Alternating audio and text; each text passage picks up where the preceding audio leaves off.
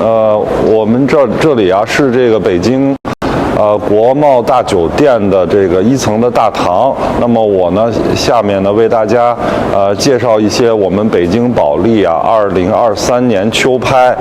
古董珍玩的这个夜场部分的这个作品吧。然后后面是我的同事李家伟，我们2个人一起吧。那么我们在大堂呢有一个我们的这个展板墙哈，就是我们今天是预展的第1天啊。那么我们全门类的预展大概有4天吧。那么古董呢是在这个12月14号上午开始拍，所以可能古董类的作品呢一直展到13号或者14号，当天也还是有展的。所以呢，给大家也是有一个比较长的机会来观赏展品。那么我们古董的部分呢，有10个专场，大概1000余件的作品。那么展区呢，一个呢是大堂的有一部分家具啊，那么还有就是 B1是我们古董的几个夜场的主要作品的展区，再有就是6层是我们古董珍玩的日场、熙壤专场和这个现当代陶瓷有2个专场，和这个紫砂茶具专场的展区，所以有3层都可以看到我们的作品。那么我们现在呢，从大堂的这个一进门的这个有一组大型的屏风开始，对，就是我们每一次呢，大概都是在这个位置哈，有一些大型的，下面摆不下的，大概都是2、3米的这种大型的屏风啊。我们每一次大概都有1到2组的，在这个地方进行一个一字排开的展示。那么我们今天的这一件呢，是一个放在我们这个15号晚上一古坊专场的一个这个然后嵌百宝这个一个人物故事的一个12扇屏啊，那么可以看一看它的这个细节年代呢是清代的康熙啊，那么它其实是照了这个褐色的漆，然后呢用款彩的方式进行雕刻一些人物故事。那么另外它的主要的这个装饰面哈，就主要的主体的部分呢，其实是用百宝嵌的方式，7地百宝嵌的方式来体现的。那么像这些树石啊，它是用鸡翅木啊，然后呢有这个螺钿人物大的贝壳螺钿啊，然后有这个寿山石啊，然后有这个碧玉，然后有青金石，就大概是有多种多样的这种珍贵的材质，然后根据人物故事的比例来组合成一个画面。那么这个其实我们可以看出来哈，它是一个主题是什么呢？是花神啊，12花神。我们这次其实跟这个12花神有缘哈，下面待会儿可以看到我们最重要的之一就是12花神杯，那这就是花神，这是一个男女花神的都有的组合。你像这个呢是梅花梅花的花神一般认为是这个梅妻鹤子啊，就是宋代的这个林和靖啊，可能是表现的他爱梅花。然后这个桃花呢是有一种说法，看来它是一个武将的形象哈，帽子是用青金石表现的，也很有意思哈，搭配的很繁复，但是很生动。这是杨六郎杨延昭是桃花的花神。那有几位呢？我可能还得再认，我也不是特别能判断，有些女花神哈，但这个比较明显哈，这是钟馗啊，钟馗是这个16花神，钟馗和一个小鬼儿的拿着这个宝瓶，红寿山，所以你看他表现的红寿山巧雕哈，这个小鬼的这个头，然后这个贝壳哈，钟馗的面貌，所以它其实非常巧妙，而且呢是很繁复、很费心思，所以也是当时最奢侈的一种这种大型的厅堂的陈设。其实后面有字，后面的字我们现在拍不到，是《兰亭序》，整个《兰亭序》的文章结尾的时候有康熙时候一个湖南巡抚啊，一个福建的一个总兵官的落款，是他们当时为一位大的这个官人的父亲祝寿所定制的这么一组成双成套的这个12花神的兰亭序的屏风。其实下面你看，它是用彩漆的方式哈，这是拜祖宗啊，拜祖宗的形象刻，然后又有不同的颜色和漆层，叫款彩。这是一种康熙时候的漆器的工艺，所以它下面也是各种的典故了，可能是跟这个24孝有关系啊。孝子的故事啊，这就很明显了哈，这是24孝的故事，对。所以呢，就是他可能把中国文化和各种典故都综合在一起啊。这是西施，这可以看到，这是陶渊明啊，这个爱菊，渊明爱菊啊，其实又有漆器，又有碧玉，又有罗甸、红寿山、琥珀，然后这个，所以它其实搭配的非常的丰富多彩。那么这种工艺，其实如果现在工艺复制也很难了，而且可能也是一个极其昂贵的。这是西施啊，荷花的花神西施，然后呢，牡丹花这个应该是李白啊，这个沉香亭北倚栏杆的这么一个形象。这个呢是一个老的这个老奶奶的形象啊，这是腊月的腊梅的花神，就是佘太君。所以这里面有2个杨家将的人物，这是佘太君，是腊梅啊，山茶花冬天的象征，大概就是我们现在这1-2个月的这个时候吧。对，所以那么这一组呢，我们放在门口，估价才可能150万左右吧。对，所以啊，上下你看正好是24孝嘛，24孝加12花神，题材非常的好，所以这是给这个啊老人祝寿，也是一个无比这个合适的这么一个陈设，一个当年的康熙时候最珍贵的一个寿礼吧。那么下面还有一套屏风啊，咱们过来再看看。那么我们觉得哈，它也是跟刚才那有类似之处，就也是百宝嵌的方式，但是它的主体啊是用红色的漆器，就是雕漆剔红的山水人物作为它的这个屏风的主展区的这个主展示面的这个装饰的风格。然后上下呢也是漆地百宝嵌，这个百宝嵌呢就有以这个碧玉、白玉为主的另外一种风格，以玉石类的来做这个主体。然后呢，那么我们看它其实是一个很对称的中间是大概有七扇，那么左右是2个这个白玉的玉片，然后变成的这种行草的书法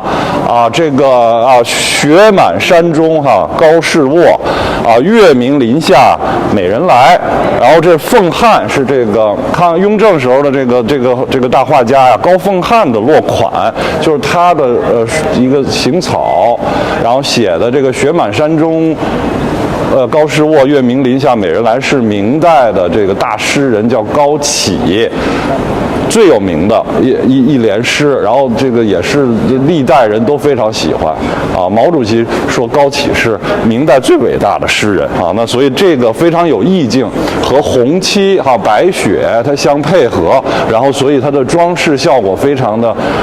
这个奢华。然后雕漆的工艺呢也是层层叠叠，然后从深到浅那么主体纹饰的山石很有气势，像这种水波纹就非常的细密所以呢这个剔红的工艺呢也是几百层漆刷厚了以后，再一层一层的从主体纹饰到辅助纹饰层层的进行雕刻，可能是这个半年1年可能才能一扇作品才能完成。所以呢这也是当时的我们这个清代的这种文化遗产的一个重要的体现。那么其实我们说了周围的纹饰以后，主体的故事在这儿这个也是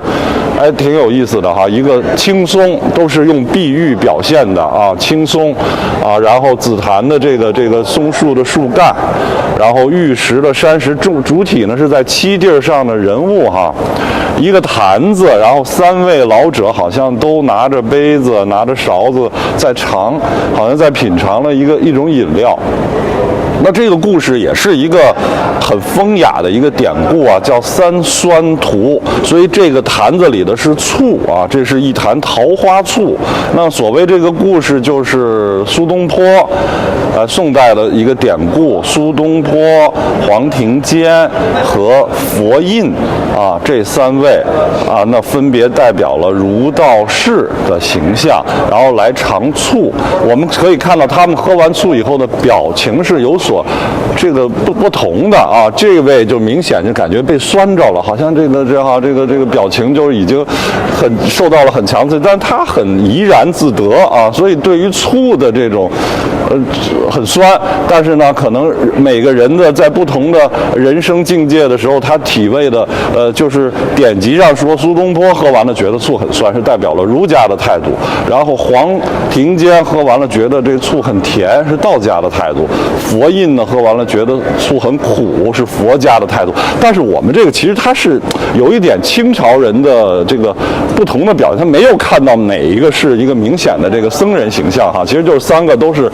这个文人的形象。但是这个典故呢，确实是代表了这个三酸图，对，就是说不同的人对于不同的这个人生的理解吧，这么一个态度。所以呢，这一组作品呢，其实在这种屏风里面，这个题材很罕见啊。那么又是以剔红，然后和百宝茜相结合的这么一个诗书画相结合的这么一个作品吧，也是很难得啊，150万左右的估价啊。那么也是第二天夜场15号晚上的一件拍品啊。下面呢，这个展区呢，是我们这个15号下午的一个文房的专场，叫熙壤，也是我们做了大概2-3次了。它的这么一些文房类的小家具哈，这不是我们的那个逍遥做夜场的东西，是一些比较亲民的，然后但是呢也是品质不错，然后保持了一些原汁原味的状态。像这么一个清代的一个书阁，大漆的这些面儿还都是原始的状态。一个也可以陈设书籍，也可以放一些瓷器啊、文房类的珍玩，黄花梨的一个这个卡子花的方桌啊。那么再有呢，就是这有一组不同的藏家的，这叫自然木的这种鎏根雕的根节木的家具啊。那么这个其实呢是一个还是挺新颖的一个，尤其是在清代这个雍正和乾隆时期非常流行的用这种自然根雕式的家具，然后来处理的这么一些作品。那么尤其呢，它虽然呢在这个其实清代宫廷里面，尤其在这个皇帝的书房，然后在这个御苑的花园里面，经常用这种木头进行陈设啊。那么其实它在流传在市场上非常的少，那也是希望大家重视这么一种很特殊的，而且它的级别其实很高的这种自然的根节木家具，因为它可能呢存世量比那些紫檀的、黄花梨的还要少，但是它的级别其实是宫廷御用的文房类的家具，比如说像这个小的这个花几这个面儿虽然你看它有一些残损，但是能看到它非常讲究的工艺，它是竹黄，用竹的那种内皮的那个鎏青贴上去，上面还有冰梅纹就是也是用漆嵌到这个树根家具上面作为台面也是一个非常有味道、非常特殊的一种这个器物吧那么这些作品呢，大概估值呢都是10几万、20万、30万，所以呢也是可以说是一个收藏的一个新的门类那么我们下面呢可能要关一下机我们去 B1 的这个主展区，就是我们的宫廷夜场的部分去进了这个国贸大酒店的 B1。那么我们呢古董珍玩的几个比较重要的这个夜场的展区就在这个 B1 这一层。那么首先呢是这个禹贡有2个禹贡的这个夜场。那么禹贡2叫这个中国古美术的千年之旅。我们呢一进展厅的第一个位置，我们也是讨一个口彩，一个开门红的陈设就是一个大型的剔红的这个大的这个回凤纹的双鹿耳的大尊啊。所谓剔红就是朱漆为主的这么一种漆器，其实还不能说完全是剔红，它应该是剔彩，就是我们可以看到它的地子是最深的地方是黄色的黄漆，然后黄漆上面呢是墨绿的绿漆，所以那个上面呢，您看那个现在发黑的，其实是一种灰深的墨绿的这种仿青铜器的那种云雷纹、锦地纹，然后面上呢是这个以朱砂调制的这个朱漆红漆，所以它是这个黄绿红三色的剔彩的一个大型的一个雕漆的一个立件那么它的高度是我们经手的这个雕漆立件里最大的之一了，超过70公分然后还加上一个硬木的一个雕刻的一个底座那么像这个漆器的它这个造型呢是来源于这个汉代的铜器，就是非常有这种高古的气势，然后呢这种层层剔刻的纹饰也是那个体现了青铜器的那种3层工的那种铸造工艺是它的灵感的源泉，然后呢又用这种乾隆的雕漆的手法，就是非常的见棱见角，非常的细密那个边缘它不是像明代那种打磨的比较圆，而是比较见棱见角的，非常犀利、非常细密的这样一种工艺那么主体纹饰也是来源于博古的青铜的这种回凤纹和很多大大小小的这个凤纹的一种非常繁密的一种交织组合那么既有细节又有很大的这么一个气势那么还有一个就是它的这个2个耳朵很有特点有角然后有这个绒毛，它是双鹿2只仙鹿作为它的一个耳朵那么其实在这个楚汉的漆器里面，这个鹿纹也是一个代表性的器物，所以它又有这种楚汉漆器的特点，然后又有商周青铜器的特点，然后体现了这种乾隆时候非常的怀抱古今的这么一种文化态度吧那么它呢体量这么大，其实是宫廷的陈设器。那么具体说呢，它其实应该可能是一种花器。为什么呢？我们特别难得的是，您看我们放在了柜子的旁边它有一个铜鎏金的胆，它是可以插到这个瓶子大尊的腹部的，我们是从里面拿出来了，便于给大家展示。那么这个胆呢，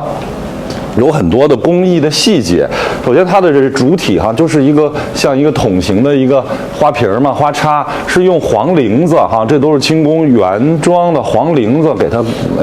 包裹起来、缠绕起来的，贴上。然后这个面上呢是什么呢？铜鎏金的冰梅纹就是在这种冰裂纹下面的小梅花。那么这个纹饰的是康熙时候非常流行的一种很风雅的表现这种冬天的冰梅冬去春来的这么一种景象，然后又是5个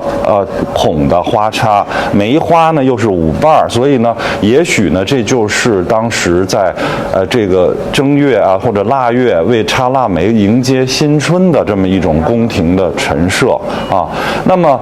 与此呢相似的一件呢只有一件，可以说跟它完全是成双成对的，是保留在这个台北的这个故宫博物院。而且故宫博物院做这种花器展的时候呢，它也展示了，它也有一个完全一致的，就是铜鎏金的这个内胆。所以呢，这可能是和台北故宫清宫旧藏的那一只呢大的剔红尊完全成对的一只。它呢是早年呢就流散去英国了，那么后来被我们也是我们的一个合作方这个 Spielmann 这个藏家，他在英国和市场上收到了这件作品，然后等于现在是一个保税回来，所以也是提供一个非常难得的机会，就是能够拥有一件和故宫旧藏成双成对的这么大型的剔红的重器估值是400到600，我们觉得这也是比起瓷器来，这个宫廷的漆器还是有非常大的这种市场的预期空间的，也希望大家重视。那么第一件大红瓶子之后，我们去禹贡的这个就是文房杂项玉器的这个有一些展品，然后看一下。那么首先是有几件佛造像类的艺术啊，一个是宫廷的这个唐卡宫廷的唐卡。那么这个呢是这个佛身是是湛蓝色的靛蓝色的。那这种蓝色皮肤呢是被认为是这个东方的佛不动佛的形象那么罗文华老师专门为这个唐卡写了一篇文章，就是他认为这个是乾隆这个中后期在中正殿画佛处这个所制作的宫廷唐卡的一个代表性的器物，而且它后面有2张签条。这个签条呢，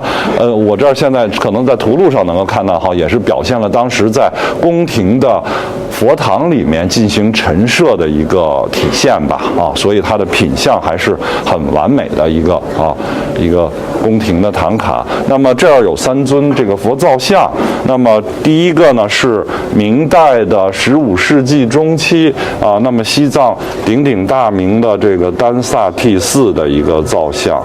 那么丹萨蒂寺呢是噶举派的一个著名的寺院，然后也是既有尼泊尔造像的特征，又有这个西藏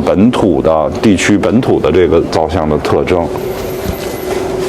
是一个吉祥天母的造像，骑着骡子的这个吉祥天母是一个很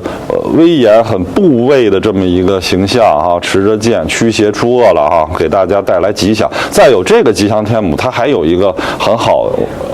的寓意，就是你看它手上有一个吐宝的这个吐财的这个老鼠这叫财宝鼠，所以它又融合了财神的形象所以应该是一个非常有福报的一个造像。之前也是一个丹麦的收藏。那么中间这个呢，就是一个典型的我们永乐的这个宫廷造像的无量寿佛，上面有这个大明永乐年诗的这种刻款可能现场能看得清楚，在台座上面的小字儿是这个阴刻线的从左往右写。一般咱们汉族的这个字不都是从右往左吗？这个古代，但是这是为了向这个尊重这个藏族文化、藏传佛教的这个藏文呢是从左往右行的，所以这个永乐皇帝也是他在这个大明永乐年诗这个年款上也是同藏文的这个书写顺序是一致的这边呢是一个这个文殊菩萨，这个就是鎏金，比旁边那个更要亮丽一些文殊菩萨的一个造像。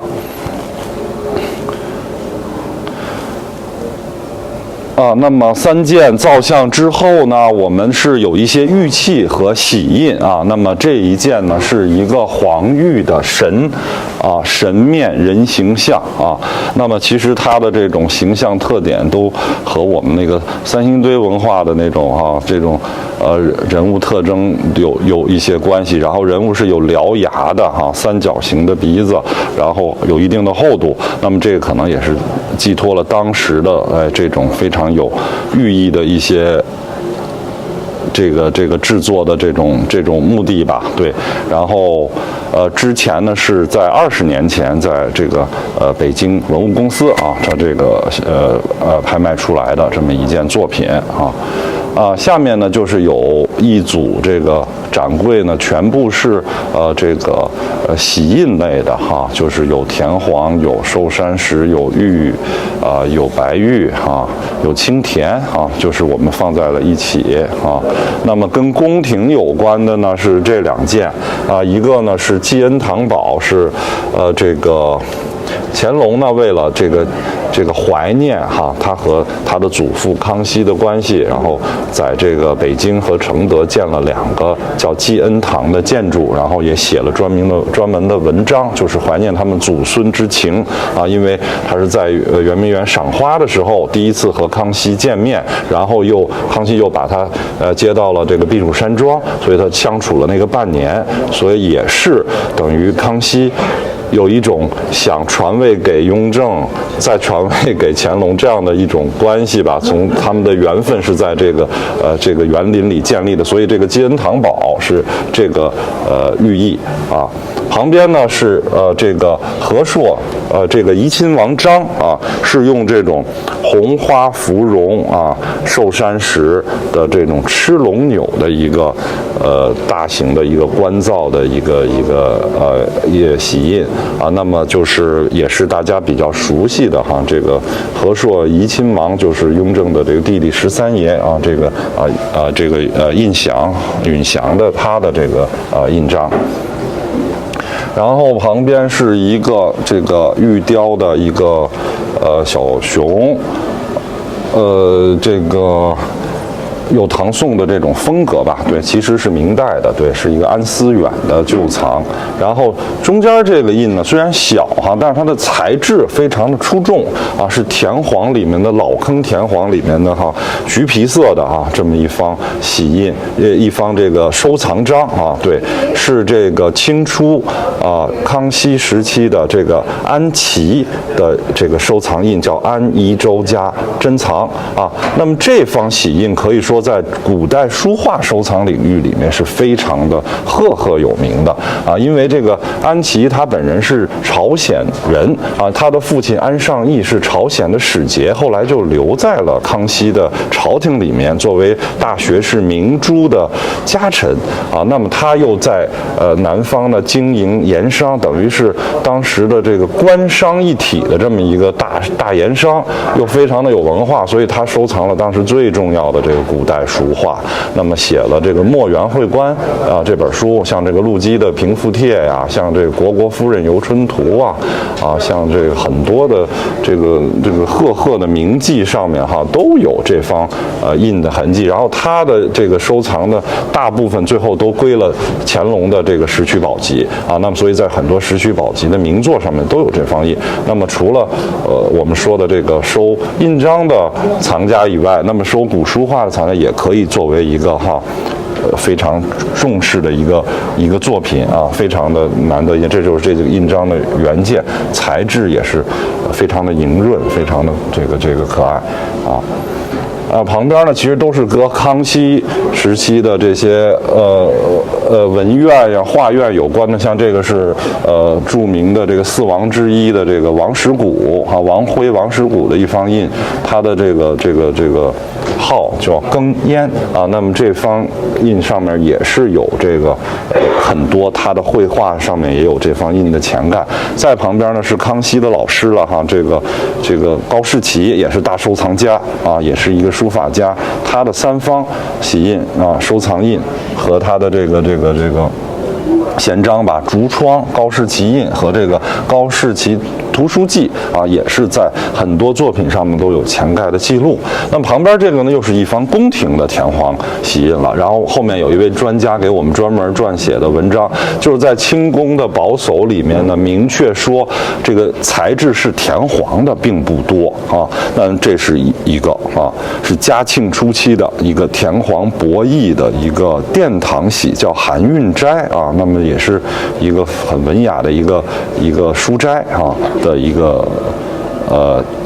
玉制的这个田黄玺印啊，估价是300到500左右。对，旁边呢就是一个田黄的扇子啊，是一个这个田黄巧雕的带着皮子的一个大型的扇子，然后它的这个重量是很大啊，625克啊。仙人饭茶，我们这可能是背面了啊，那一面是那个仙人的图案在背面，对，是一个大型的摆件，然后是四面满弓啊。田黄其实前些年的这个老田黄的这个市场价非常的高，那么现在其实有所回调。那么我们目前呢，像这个600多克的，以前可能卖过600、800万都卖过这个我们现在估值300到500，我觉得也是一个非常值得大家入手的一个机会吧就是老田黄的一个摆件。下面就是这个掌柜呢，就是有几件漆器了漆器呢，我们刚才说的是乾隆，那么这个呢是明代的几件元代的漆器啊，是一个这个龙的这么一个盖盒。那么明中期中后期嘉靖皇帝时候，漆器呢是又一次复兴，它的特点叫红花绿叶。你看龙是红的，但是它的辅助纹是那些花卉的叶子是绿的它是一种红花绿叶红绿搭配的这么一种新的风格吧然后来源于这个日本的谢仙洞的收藏。那么日本人对中国的漆器非常的重视，所以有很多重要的漆器都是在日本的这些大的博物馆和私人这个藏家手里的。那么这个谢仙洞呢，也是一个重要的一个日本的漆器收藏的重镇所以它出品的东西的质量非常的高那么这也是一件从日本回来的一件藏品旁边呢是元代的一个剔锡的云纹的这个小盖盒在中国就是云纹是这种漩涡状的这种变形的这种云纹那么也是红漆、黑漆、褐漆三种的进行组合，就是很有古意。那么这个器型呢，我们在中国会认为是香盒，就是放这种名贵的香料的其实它还有一个2层的日本包装我们没展示，回头会拿出来它在日本呢，其实作为一个茶道家族的一个放抹茶的这种茶叶的盒不是茶叶就是抹茶粉的这种盒它是来源于这个千利休的这个茶道系统的这个叫做这个李千家李千家的家主是在这个江户时代的一个大收藏家，也是一个大的茶人，所以他的家族代代相传叫玄斋的收藏所以这一件作品呢也是在中国反而大陆非常的罕见了那么在日本保存下来保存的状况还是很好的，所以是一件我们这个漆器里面年代最早的一件作品那么明初的宣德的一个宫苑人物的这么一个这个椭圆形的这个盘子也是这就是雕漆的题红，那个是一个展托。那像这一件是有这个宣德的年款那么漆器之外，我们中间还放了一个这个东西不是太常见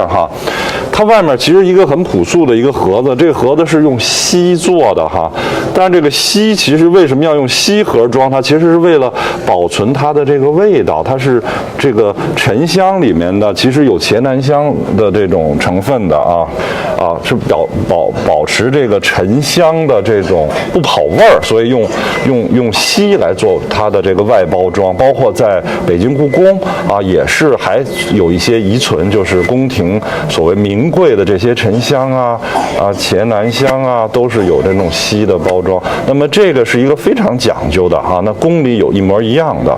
这个沉香嵌这个金的这个粟米珠式的这种装饰，上面都是团寿那么是一种名贵的香料，然后又是一个18字的手串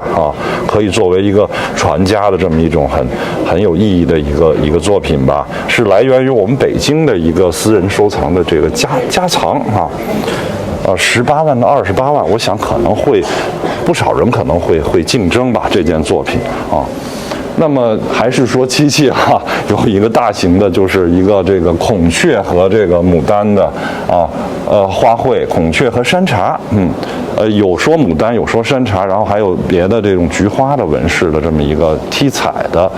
一个大的盖盒。那么像这种这个黑红黄漆的这种组合呢，在这个比如在元代或者明初呢，也是一个漆器的名品。我们在香港公司呢曾经有一个龙盘，我们上次就是2个月之前吧，这个1800万成交，也是创造了一个这个剔彩的一个记录吧。所以这个从这个雕刻技法上也是比较接近这么一件。下面呢就是进入我们的这个家具逍遥座的这个展区了这个是我们在14号的晚上夜场的第一个开场的7点钟的这么一个专场啊。那么也是大概有25、26件重要的这个明清的以这个黄花梨紫檀为主的家具。当然，这个专场的导览我们会在这个过2天会有一个专业的导览，我就现在相对简略的给大家这个过一下。那么我们这次可能是有2个收藏，一个呢是来自于北京的一个金氏家族的收藏，那么是这个比如说像这一对这个黄花梨的这个龙纹的柜就是也是其中的代表性的之一。金氏家族呢，它是2代人的这个收藏，历经了也大概40年这个左右。那么他的第1代的这个金先生呢是建筑界的元老和那个明式家具的这个研究的开创者杨耀陈增弼都是一个非常密切的一个交游的关系，所以他可能当时在国内市场上，尤其北京一带出现了一些非常原汁原味的这种家具的遗存呢，他们家族是收了不少。那么这个龙纹呢，就是很典型的不管是用材还有它的装饰也好，都是典型的康熙的宫廷家具的一个风格云龙纹产地儿高浮雕那么我们当年卖的这个黄花梨的凤纹的大柜，当然那个大4件柜将近就是接近1亿元嘛，当时创过这个黄花梨家具的世界纪录。那么这一件有个意思的地方是原本它是5爪龙的但是您看这个地方能看出来呢，好像有一种凹下去的打磨的痕迹就是说呢5爪龙，它少了1指变成了4爪龙。这个其实呢，据专家们认为呢，它也是当时，尤其是在明末清初的时候，由宫廷皇帝把他重要的、心爱的这些家具也好漆器也好，他赏赐给重臣的时候呢，但是为了等级制度，等级有别嘛，他会打磨掉1指，所以这个就说明，因为我们看他打磨那痕迹呢，已经也有皮壳和包浆了，就是说不是近代的所为，也是大概200-300年前就已经这个状况了，说明呢这个当时就是可能由皇帝御赐给某个重臣使用的这么一个家具的特征，也是表明了他的身份吧那么下面呢可以看到这个就是有一些笔筒炕桌各个门类吧然后这个绣墩这个古凳这种制式的东西也是从这个流传的角度也是非常的少有的这么一个一个家具类型，是满彻的紫檀。对。然后呢，想跟大家分享的一个就是这个，我们可能是有不同的组合，这是另外一个收藏，叫义乳山房，也是北京的一个重要的一个藏家的收藏。那么是它的一个方桌这个方桌我们看这个状况看呢，其实就是一个方桌就是一个4方的小型的方桌那么当然它在这个边框的地方，它是仿竹的造型，竹节的造型，紫檀仿这个竹节的造型然后这个镶板呢是叫笔管式的，这也是就说明它还是一些很文气的一些特征，但其实它是有玄机的，它不单单是一个方桌，它是一个棋桌，就是我们呢可以把这个暗藏的这个内容可给大家展示一下这是它的桌面对，你可以看到下面看它的穿戴什么全是紫檀，所以就这个东西做工也是非常奢华、非常讲究的。那么第一层棋盘呢是什么呢？就是这个围棋和象棋这个是对，所以呢这个放棋子的抽屉，然后呢可以看到它有两层棋，这是围棋那是象棋一般来说呢就到此为止了但是呢，它这更特别，它是后面底下还有一层暗箱是双陆棋，2个月牙是2个城，这个呢，所谓双陆棋的棋子是有一个束腰的这样的一个，就像国际象棋的某一个样子一样，是来源于其实唐代就非常流行的一种贵族的这么一种棋艺吧。那么在明代的时候呢，它其实还是非常流行，所以有的这个藏家说呢，为什么要暗藏这个其实因为明代严禁这个用这个棋牌来赌博，所以呢，它其实是一种暗藏的，平时就是一个小方桌，那么游戏的时候拿开的是棋桌。那双陆棋呢，其实也证明了这个桌子的年份，因为双陆棋大概在康熙之后呢，这个就失传了。康熙的时候呢，你累不累？或者你现在这打的，我讲讲这个。对，然后呢，就是你看这个双陆棋呢，它呢，在康熙的瓷器里还有一个品种叫双陆尊哈，但是在雍正、乾隆之后，大家都不知道它怎么玩了啊。比如说在这个你像明朝的小说里边哈《金瓶梅》里面，还是大家经常的去来玩游戏双陆棋啊。那么到了《红楼梦》里面呢，只有一个地方提到了双陆棋，就是说贾母和这个李纨曾经玩过一次双陆棋。那你看看，就是《红楼梦》里年纪最大的这个老祖宗和12金钗里年纪最大的李纨，只有他们会玩了，别的年轻的这个公子小姐们都已经不会玩了，就证明在康熙之后啊，这个东西就几乎失传了。所以这个桌子的年代呢，我们可以觉得它的下限呢，就是在康熙左右。还有我刚才提到的说这个竹节式的这个边角的这个装饰在这个雍正的12美人图也是康熙时候雍亲王时候画的一个，它是一个用这个香妃竹做的一个棋桌它是跟这个非常近似，也是用这种竹节式的装饰，所以他们也体现了就是康熙雍正时候那个时代特点吧。所以这个棋桌特别值得给大家介绍，它的层层玄机，结构非常的复杂，而且它的估值呢，我们80到100万，我觉得也是一个非常，简直就是应该这个势在必得的一件东西吧。那么下面呢，我们往后走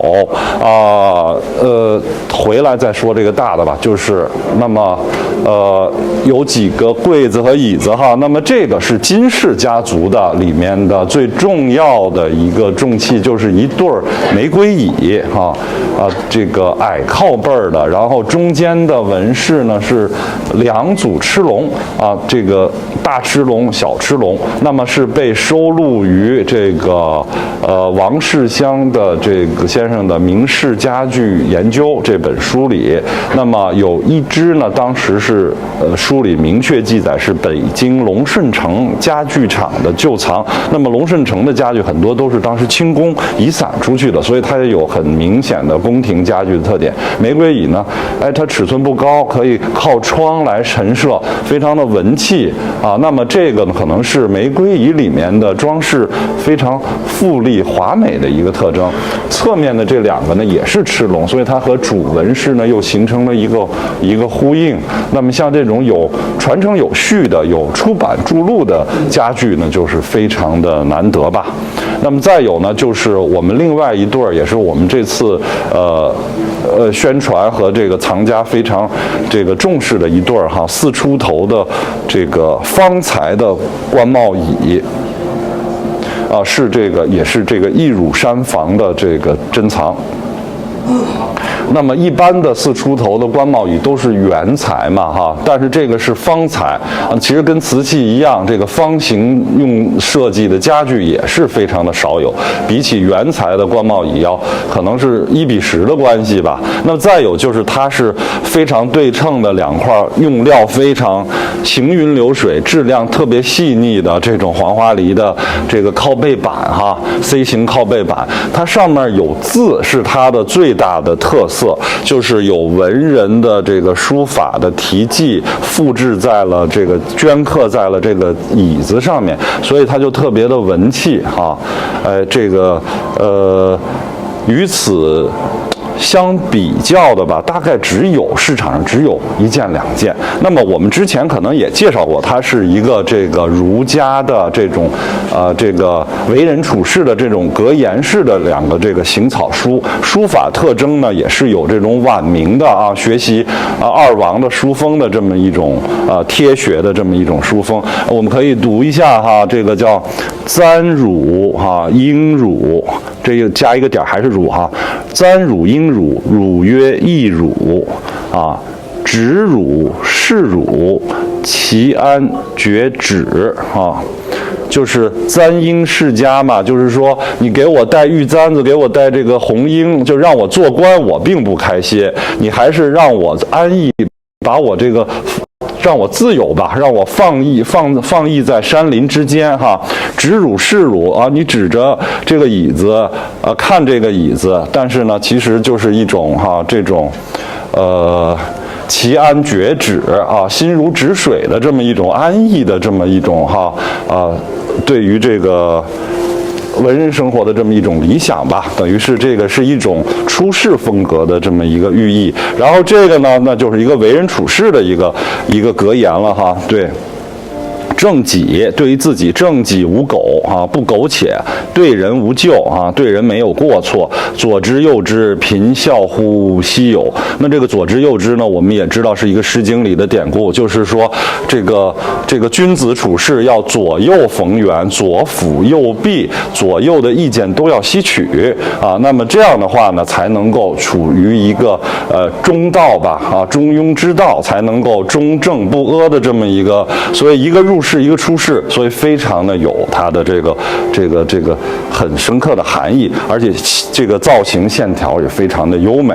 品相也非常的完美。那么它还有多次的出版的展览的记录。那么在这个马未都先生的《作剧的文明》和这个《观复》这2本书里面都有注录，所以是我们在这个北京流传的这个名式家具里面的一对品相完美的名品那么估值350到500吧我想应该也是可能会有一个比较大的竞争空间。有一个公司单独卖过一只，就是拍过400万港币我们这是原装的成双成对的一对儿，然后内容也是非常的有意思那么下面呢？那刚才是比较文人的名士家具，下面是一个典型的乾隆左右的18世纪的这个紫檀的龙柜那么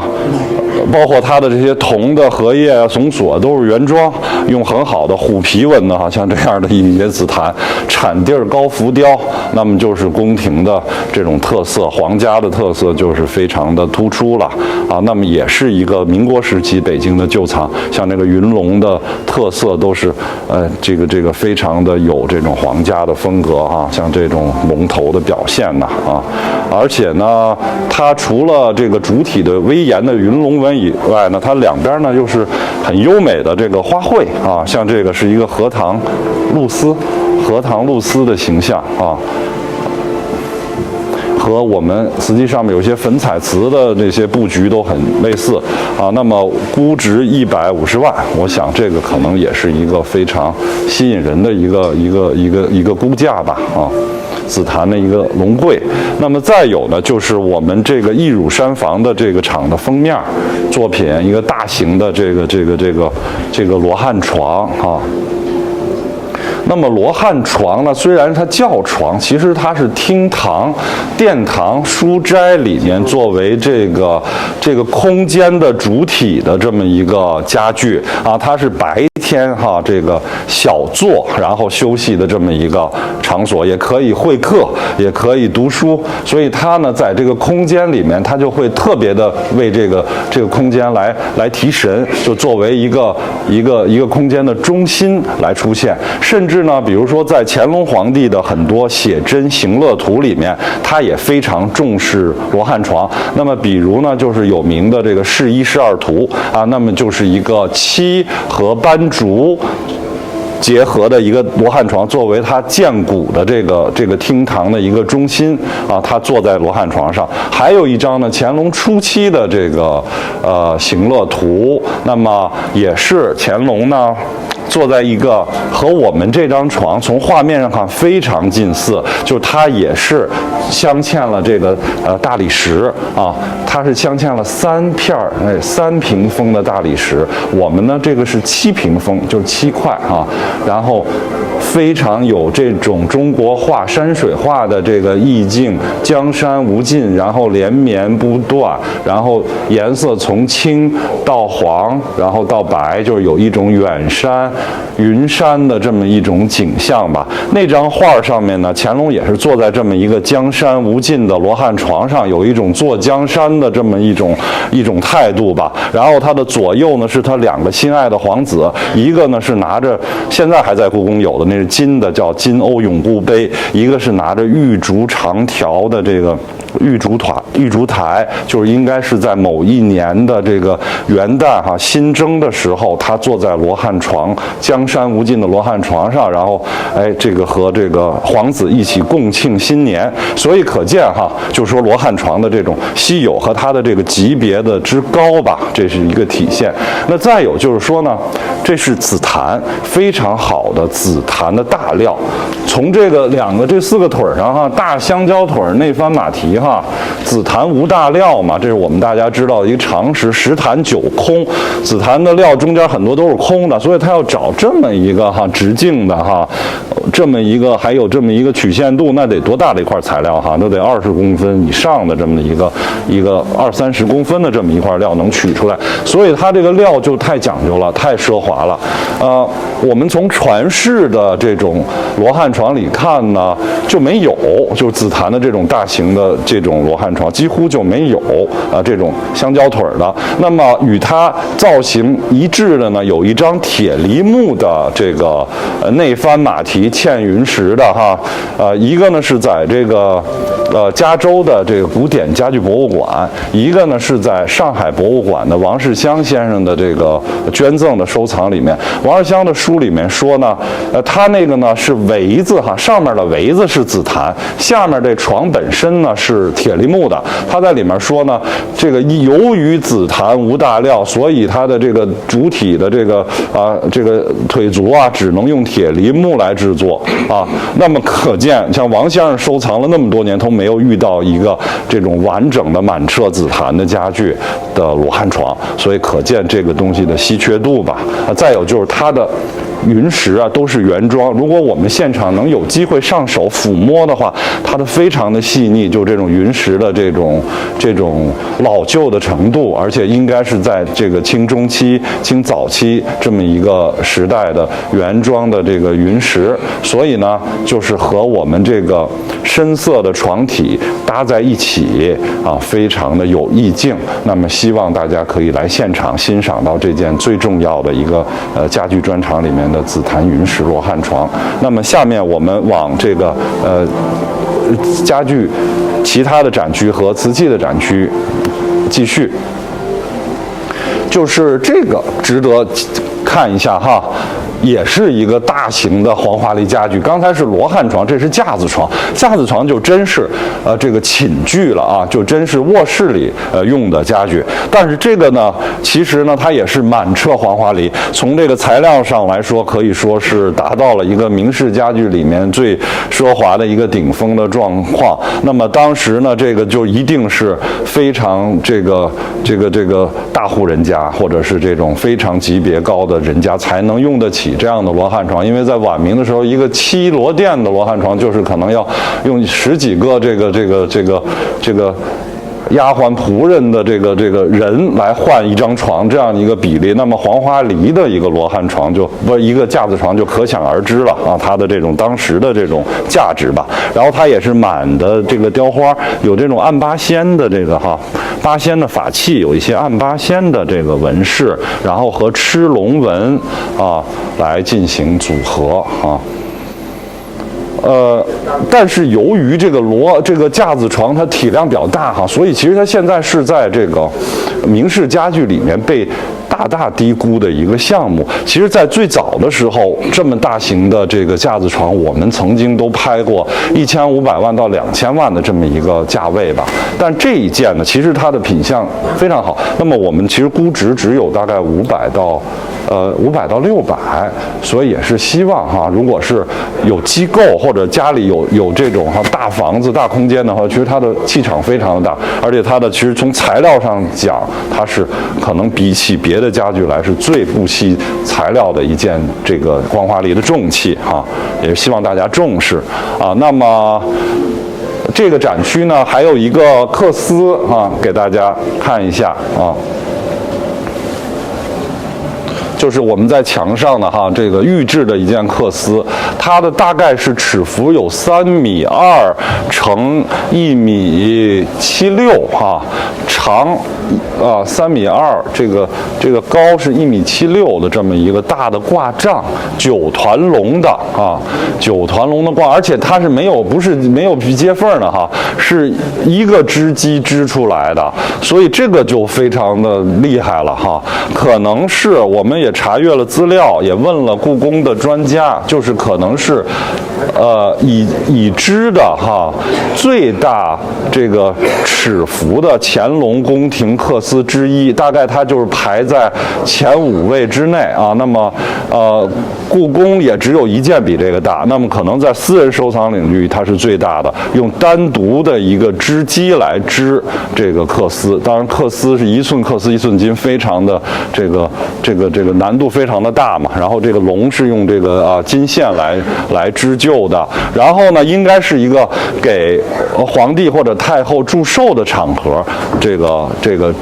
织造的，应该是苏州织造这个官家的这个御用的这个织造府是苏州织造制成的有这种鸿福齐天，然后还有佛手百花的这种题材吧。再有，其实这个颜色这个颜色呢是酱色，其实是一种深粉色酱紫色吧这种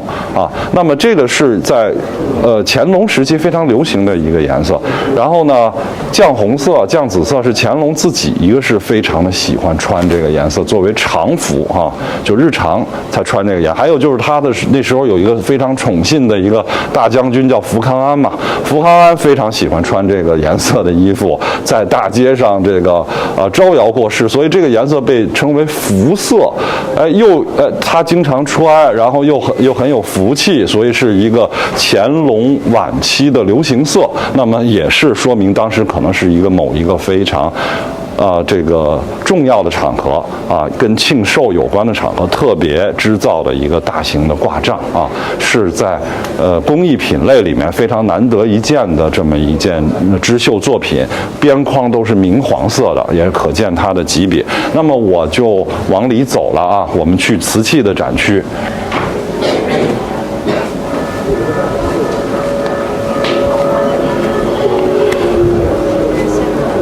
就是我们叫禹贡2个专场禹贡1叫韶光12月令类花神，禹贡2叫做这个8仙庆寿江山一统尊和中国古美术的千年之旅。那么禹贡1呢，我们等于特别给它做了一个围合式的一个展览就是3件作品构成了这么一个专场那么一套